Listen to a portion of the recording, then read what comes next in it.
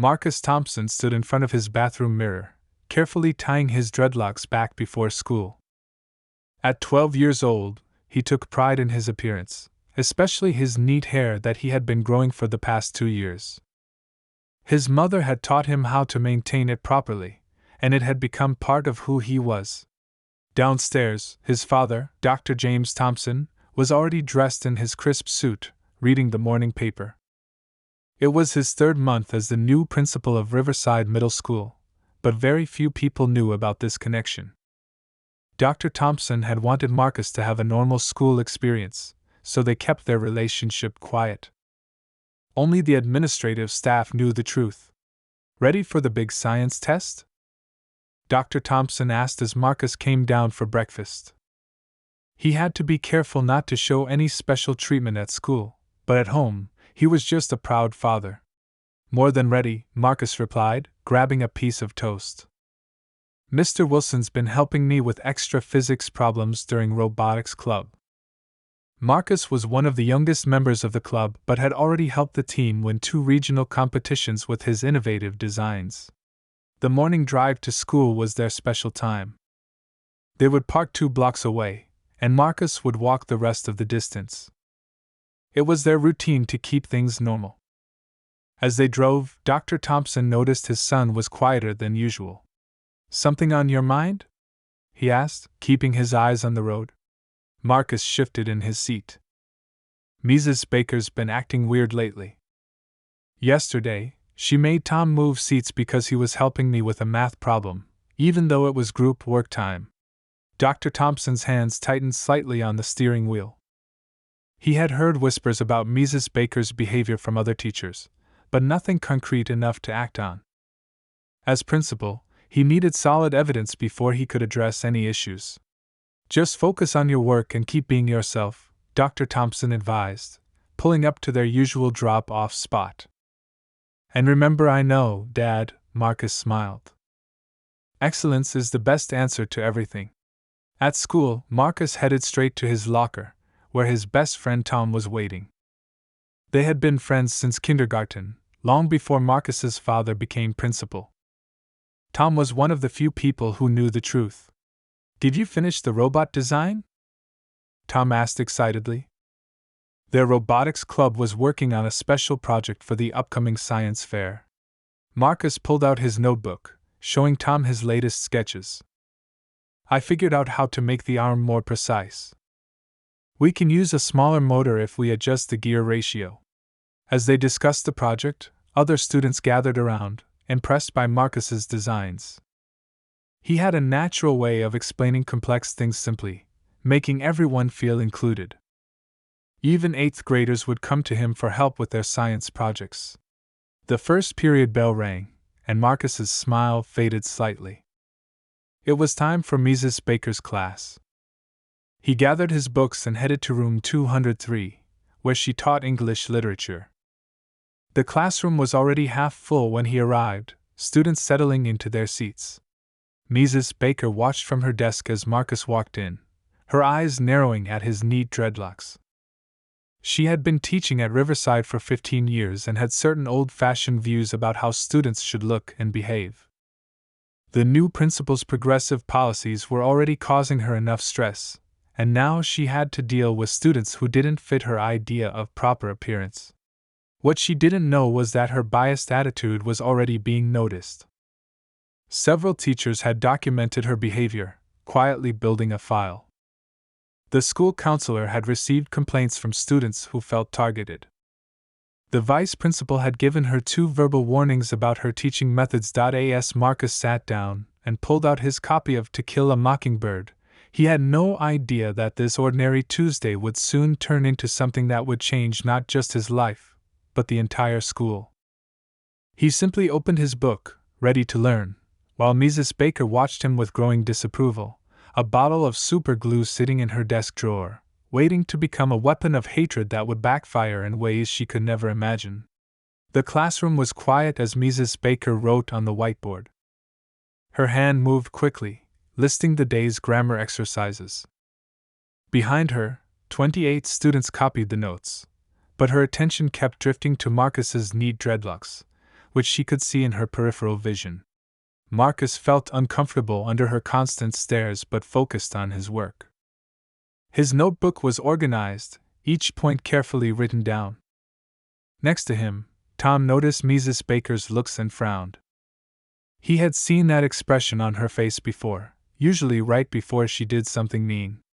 "Your hair is distracting the class," Mrs. Baker suddenly announced, turning to face Marcus.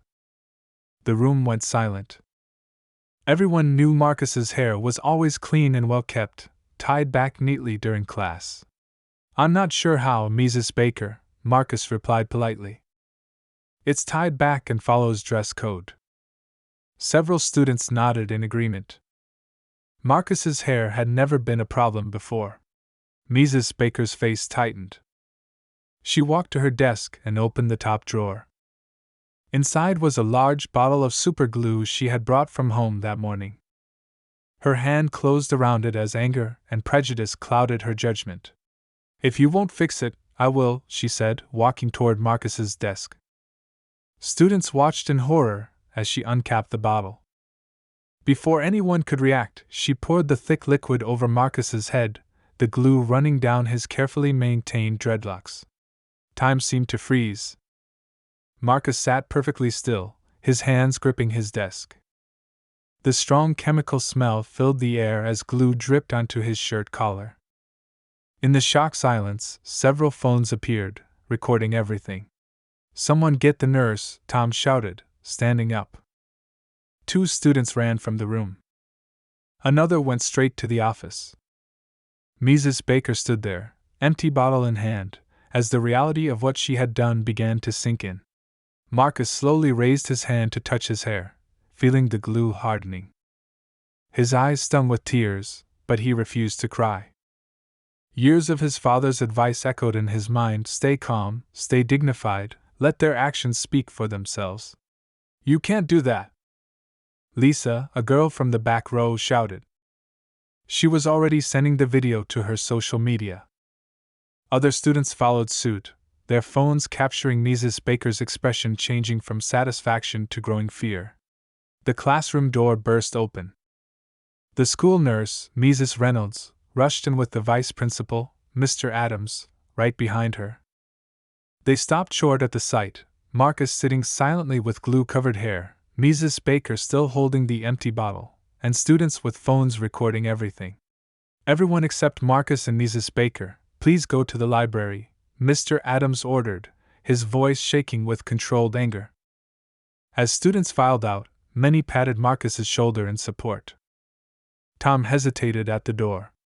"Go," Marcus said quietly to his friend. "I'll be okay." His voice was steady, but his hands trembled slightly as he gathered his things. Mrs. Reynolds quickly examined Marcus's hair, taking pictures for documentation. The glue had already started to harden, creating a mess that would take medical attention to remove. Each flash of her camera made Mrs. Baker flinch.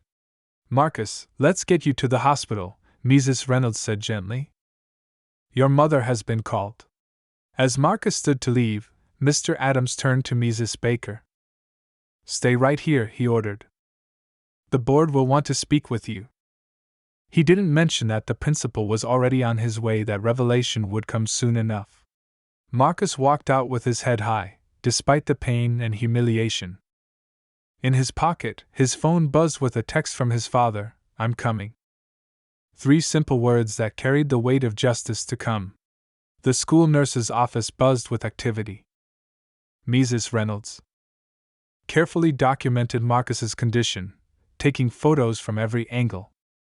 The chemical smell of super glue filled the small room as she worked. Marcus sat perfectly still, his hands folded in his lap, showing a calmness that impressed everyone present. "Does it hurt, honey?" Mrs. Reynolds asked, noting how the glue had hardened against his scalp. "A little," Marcus admitted quietly. "It's tight and burning." His phone kept lighting up with messages of support from classmates, the videos of the incident already spreading through the school's student body. Outside the nurse's office, a crowd had gathered. Teachers tried to send students back to class, but many refused to leave. Tom stood closest to the door, still recording everything on his phone. "This is going to matter," he muttered. This time she went too far.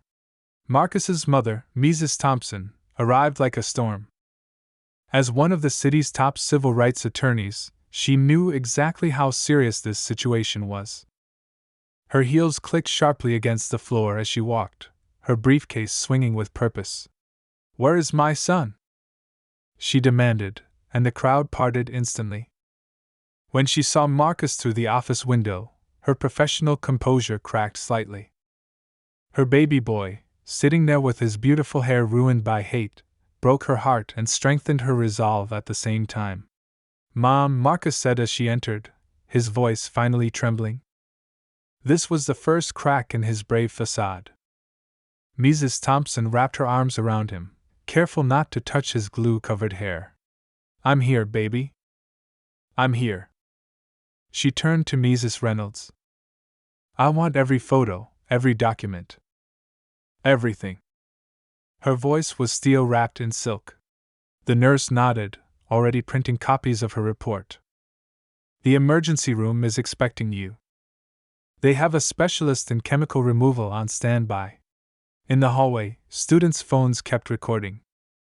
They captured Mrs. Thompson's arrival, her protective stance around Marcus, and the growing crowd of supporters. The school's atmosphere had changed. Anger and solidarity replaced the usual casual chatter. The vice principal, Mr. Adams, appeared with a security guard. "Mrs. Thompson, we have your statement forms ready." And he hesitated. "Dr. Thompson is on his way back from the district meeting." Several students looked confused at the mention of Dr. Thompson. They didn't know why the principal would be involved in this specific incident. The revelation would come soon enough. As Marcus and his mother prepared to leave for the hospital, more students pressed forward with their phones. "We all recorded it, Marcus," one girl called out. "We got evidence." "Thank you," Mrs. Thompson said, her eyes scanning the crowd. "Every one of you who recorded this helped justice today. Keep those videos safe." Marcus stood straighter at his mother's words. The burning in his scalp seemed less important now. He looked at his classmates, saw their phones still recording, their faces full of support and anger on his behalf. "Mom," he said quietly as they walked toward the exit, "Dad's going to be really angry, isn't he?" Mrs. Thompson squeezed his shoulder. "Baby, your father isn't just going to be angry. He's going to make sure this never happens to another student again." As they left the building, Marcus heard the whispers starting. Someone had finally made the connection. Thompson and Thompson. The principal's last name and Marcus's last name. The truth was beginning to spread, and with it, the realization that Mrs. Baker had made the biggest mistake of her career. Dr. Thompson sat in the monthly district board meeting, his phone on silent as required by protocol. He noticed it lighting up repeatedly but couldn't check it during the budget discussion. The superintendent was mid-sentence when the door opened, and Mr. Adams slipped in. The vice principal's face told Dr. Thompson everything he needed to know. Something was very wrong at his school. When Mr. Adams handed him a note, his hands shook slightly as he opened it. Superglue poured on Marcus's hair by Mrs. Baker. "Emergency medical. Attention needed." The room went silent as Dr. Thompson's chair scraped back. Years of professional composure cracked as he stood, his knuckles white against the polished table. The superintendent looked concerned. "James?" she asked, using his first name. "Is everything all right?" "No," he said, his voice tight with controlled rage. "My son was just assaulted by one of my teachers." The revelation hit the room like a thunderbolt. Most board members didn't know his son attended Riverside, much less that he'd been attacked. "Go," the superintendent said immediately. "We'll handle things here." Dr. Thompson's walk through the school hallways was captured by dozens of student phones. His usual warm smile was gone, replaced by a look that made students step back. He passed the nurse's office, now empty, and headed straight for room 203. Mrs. Baker was still there, sitting at her desk. Mr. Wilson, the science teacher, stood guard by the door. The classroom was eerily quiet, with only the hum of fluorescent lights overhead. Dr. Thompson, Mrs. Baker started, standing up. I can explain, sit down. His voice was quiet but carried such authority that she dropped back into her chair. Students passing in the hallway pressed against the windows, phones recording everything. 15 years, he said, walking to the front of the room. You've taught here 15 years. How many other students have you hurt? How many others stayed quiet because they thought no one would believe them? Mrs. Baker's face went pale as realization dawned. Thompson. Your son. I didn't know that he was my son? Dr. Thompson's laugh was cold. Would it have made a difference? Would you have poured that glue on some other child's head instead? The hallway was packed now. Students whispered as they filmed, the story spreading through text messages and social media. The principal's son. The quiet boy with the good grades. The star of the robotics club. It all made sense now.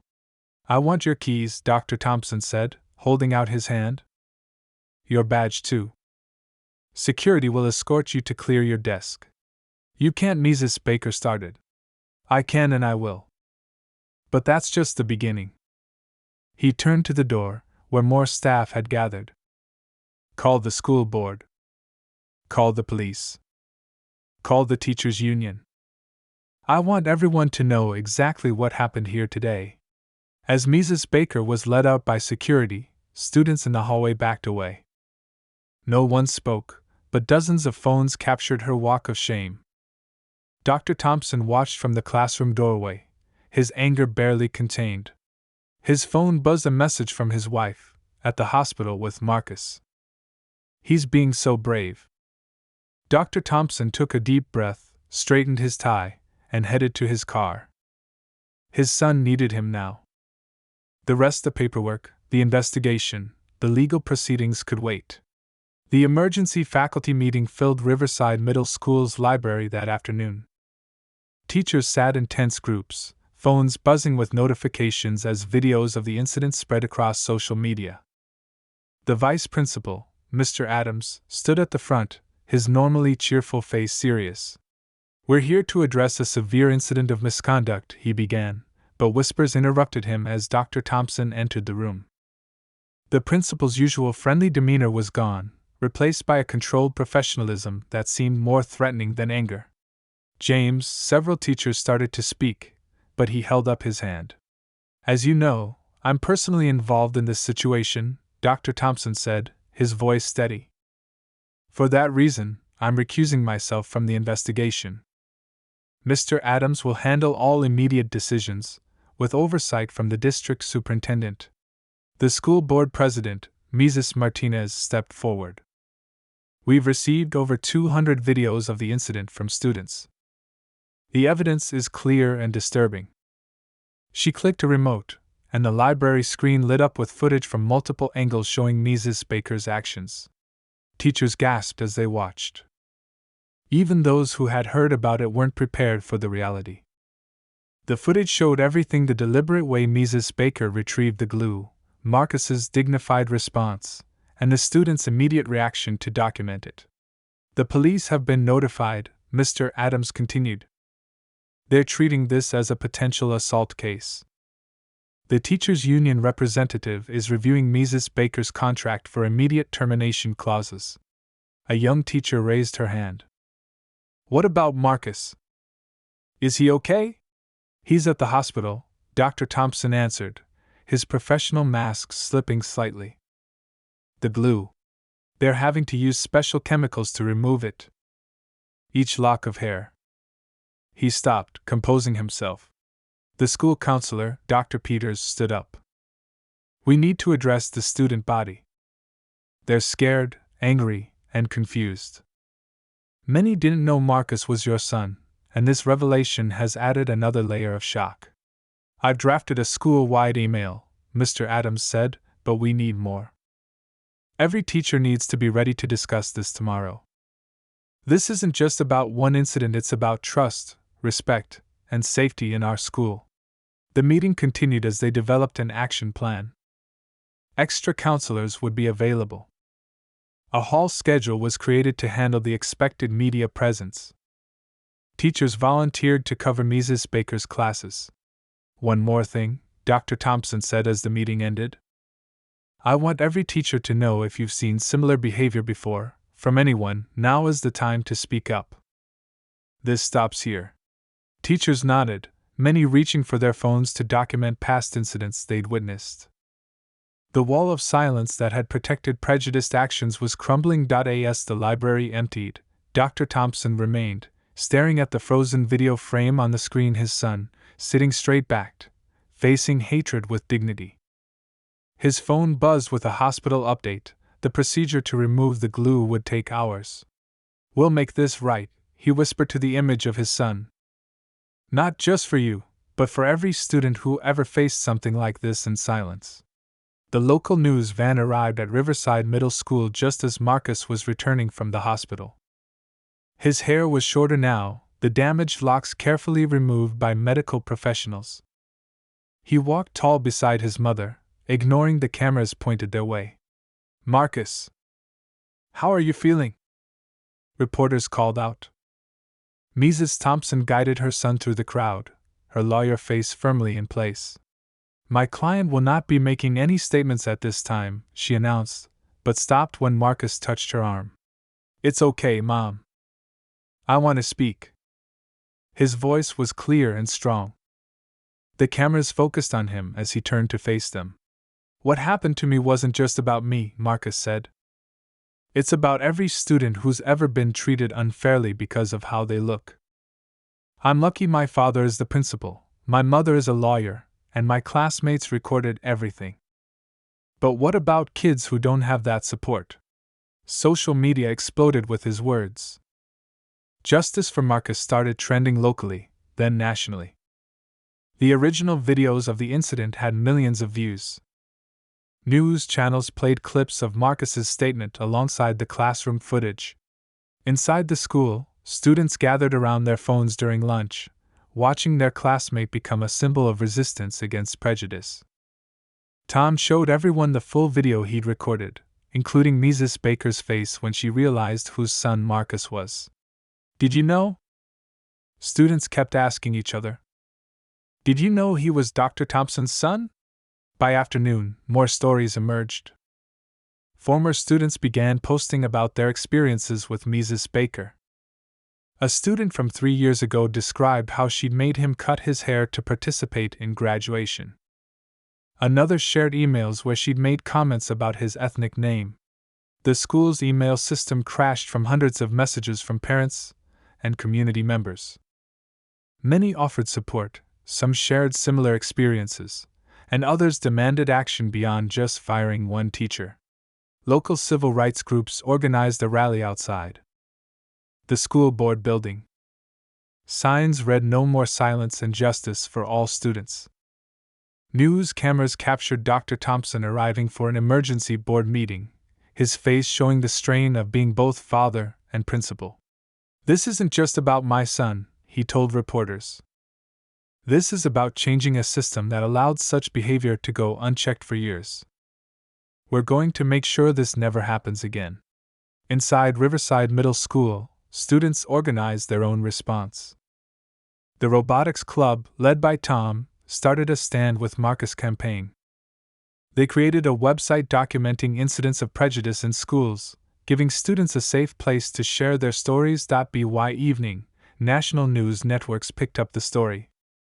Experts discussed systemic racism in education, while social media continued to share Marcus's calm, powerful words from that morning. In their home that night, Marcus sat with his parents, watching the coverage. His mother worked on legal documents while his father made calls to the school board.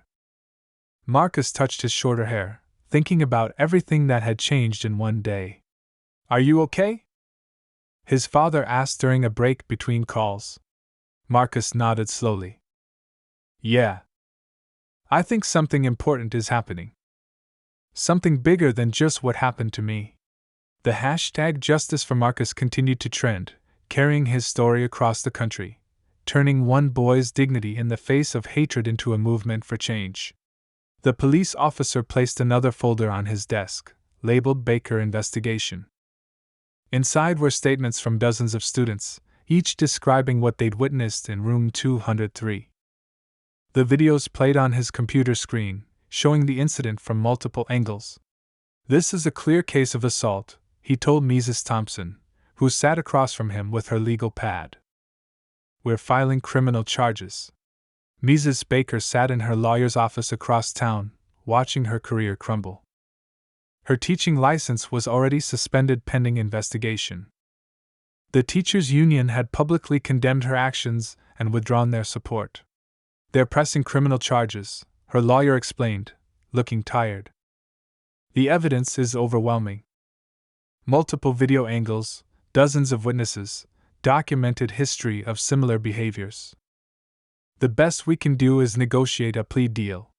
Back at Riverside Middle School, investigators from the Department of Education's Civil Rights Division walked the halls. They carried tablets showing years of complaints against Mrs. Baker, most previously ignored or dismissed. "We found a pattern," the lead investigator told Dr. Thompson. "This wasn't an isolated incident. She's been doing this for years, just more subtly." Former students came forward with their stories. A boy who'd been forced to cut his hair before graduation 3 years ago. A girl whose ethnic lunch had been thrown away. Each story added to the case against Mrs. Baker. The district attorney held a press conference outside the courthouse. "We're taking this very seriously," she announced. "Assault against a minor, civil rights violations, abuse of authority, these charges reflect the severity of the crime." Inside the Thompson home, Marcus watched the news with his parents. His hair was growing back, but the memory remained fresh. His phone buzzed constantly with messages from students around the country sharing similar stories. "Your case is changing things," his mother explained, showing him new policy documents. "Schools across the state are reviewing their harassment policies. The teachers' union is implementing mandatory bias training." Dr. Thompson worked late into the night, reviewing new guidelines with the school board. "Zero tolerance for discrimination," he insisted. "Clear reporting procedures. Protection for students who speak up." Mrs. Baker's preliminary hearing was set for next month.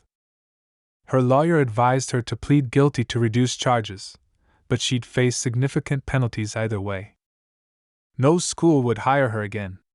The civil rights investigation expanded beyond Mrs. Baker. Investigators interviewed other teachers, reviewed old complaints, examined hiring practices. Changes were coming to the entire school system. Marcus's incident had opened a door that couldn't be closed. Students felt empowered to speak up. Teachers underwent new training. Parents demanded accountability. The old system of silence and tolerance was ending. "Your bravery made this happen," Dr. Thompson told his son one evening. "You showed everyone that standing up with dignity is stronger than acting with hate." Marcus nodded, touching his growing hair. The legal proceedings would continue, but the change had already begun. His story had become a catalyst for something much bigger than one incident in room 203. 1 year later, Marcus stood at the podium during the school's graduation ceremony. His dreadlocks, now grown back fully, framed his face as he addressed the packed auditorium as student body president. "Last year, something happened in room 203 that changed our school forever," he began. "But this speech isn't about that day. It's about what happened after." The audience listened intently. Among them sat Mrs. Baker's replacement, a young teacher who had helped establish the school's new cultural awareness program. In the front row, Dr. Thompson and his wife watched their son with pride. "We turned a moment of hate into a movement of change," Marcus continued. "Our school now has the strongest anti-discrimination policies in the state. Our teachers undergo monthly training. Our students know they have a voice." He gestured to the wall where a new display hung the Dignity Project. It showcased stories of students standing up against prejudice, with guidelines for reporting discrimination and resources for support. Mrs. Baker received her sentence last month, Marcus said. She'll never teach again, and she has to complete community service hours educating others about the harm of discrimination. But our victory isn't about punishment. It's about prevention. The robotics club, still led by Tom, had won the state championship with their project, a website connecting students across the country to share experiences and find support. Marcus's case had inspired similar programs in schools nationwide. Look around this room, Marcus said. Every student here knows they matter. Every difference is celebrated. Every voice can be heard. That's the real change we created together. Dr. Thompson had implemented a groundbreaking diversity and inclusion program that was being copied by other districts.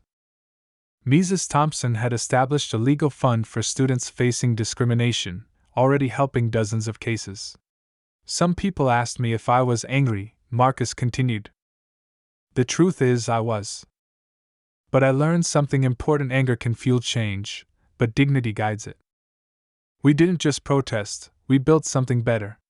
The audience stood as Marcus concluded his speech.